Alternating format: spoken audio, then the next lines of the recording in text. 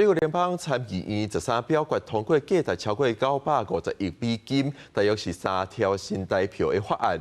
法案内容是包括帮助乌克兰、以色列、甲台湾。不过，所来法案会到众议院，已经有共和党籍的议长表达反对，状况可能是无乐观。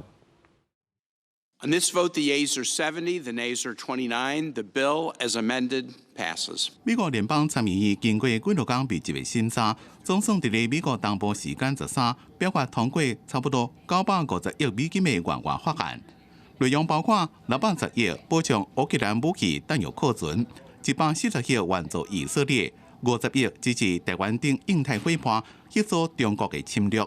Today, we make Vladimir Putin regret the day he questioned America's resolve.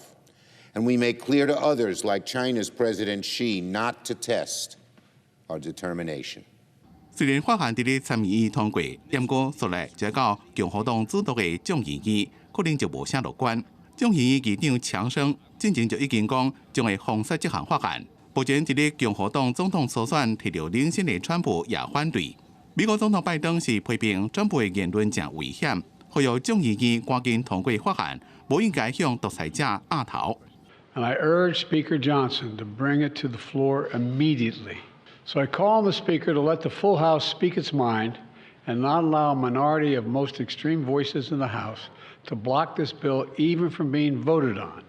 乌克兰总统泽伦斯基也感谢参议院支持法案，并且期待众议院会当做出上积极嘅决定。